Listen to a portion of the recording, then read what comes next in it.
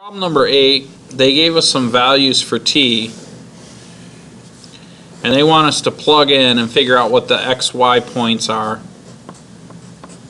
based on t. And the numbers they gave us was -3 through to 3. So I have -3, -2, -4, oh, not -4, -1, 0, 1, 2, and 3. Okay? So those are all the values that I have to figure out. Well, to figure that out, to find the x value, I've got to take the square root of these numbers. So if I were to do this one, I would say x is equal to the square root of -3. I can't do that.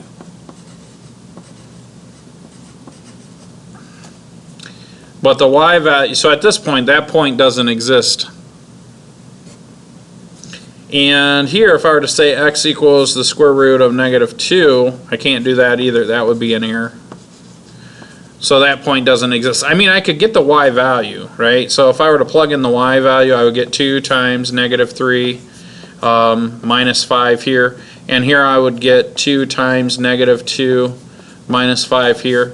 And if we were to complete that, it'd be -6. So this would be -11, and this would be -9, right? But the point doesn't really exist. So I guess, well, I shouldn't leave that blank like that. Let's plug it in. We'll say -11 and -9, but I can't take the square root of a negative number. So on this one, when I say x equals -1, again, it's an imaginary number.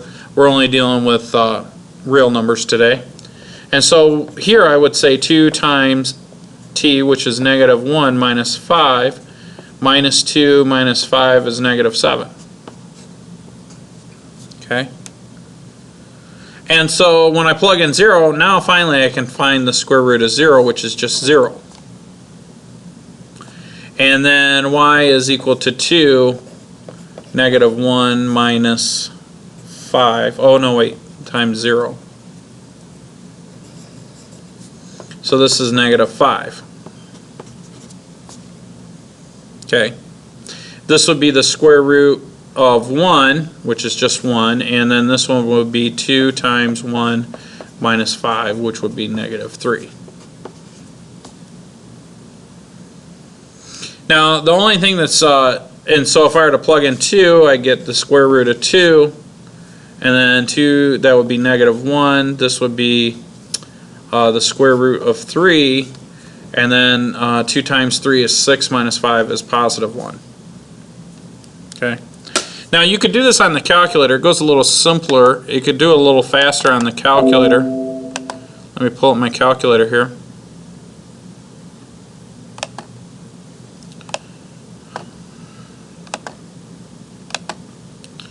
So to do this on the calculator, the first thing I need to do is put my calculator in parametric mode.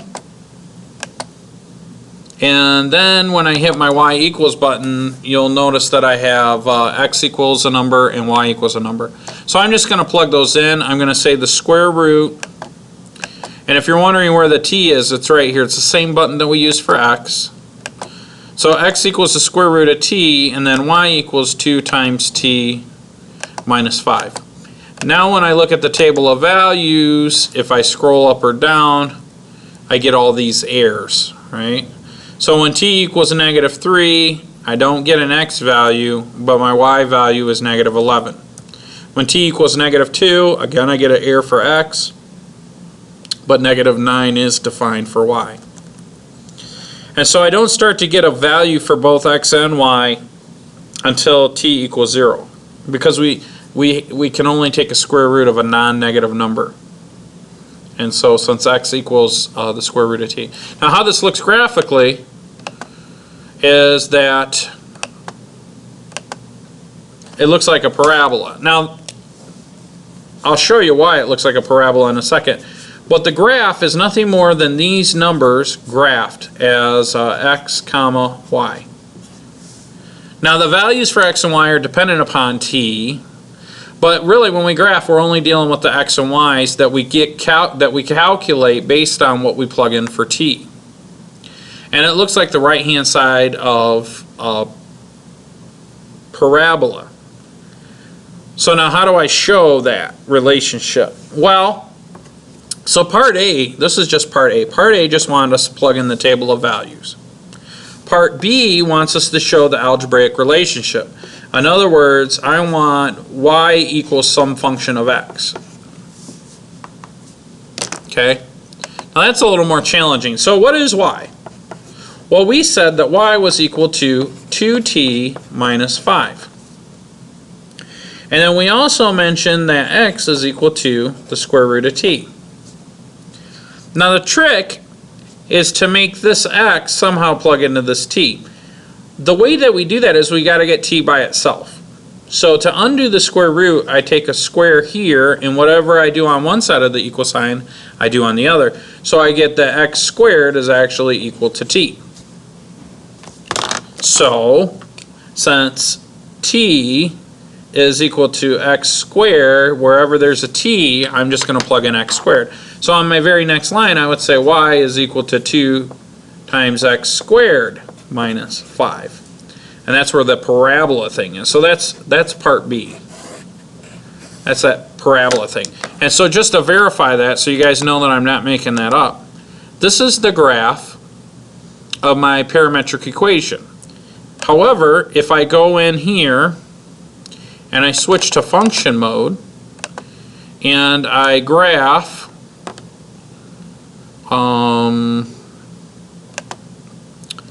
2x squared minus 5, I will get a parabola, but I'll get the full parabola. The reason that I only get half, so let's go back to the other mode, the only reason that I get the right half of the graph is because t is restricted. Well, why is t restricted? Because I can't take the negative square root, or square root of a negative number. So it's not, well, the domain of t is restricted on the function x. So really x is restricted. Okay? But they're the same thing. Well, that was part B. Part C says graph the relationship in the xy plane. Well, basically what I would do is I would just graph these points. So if I were to come in here and I would start at 0, negative 5, 1, 2, 3, 4, 5. That would be a point on the line. And then 1 comma negative 3. And then the square root of 2, which is 1.4. That would be 1. The square root of 3 will be about 1.73. And so this is the point 0 comma negative 5. This is the point 1 comma negative 3. This is the point square root 2 comma negative 1. And this is the point the square root of 3 comma 1. And so those graph, that's basically the graph. That's my parabola. Where this is x and this is y. Consequently, this occurs when t equals 0. This occurs when t equals 1. This one occurs when t equals 2. And this occurs when t equals 3. And so that's the relationship between all three.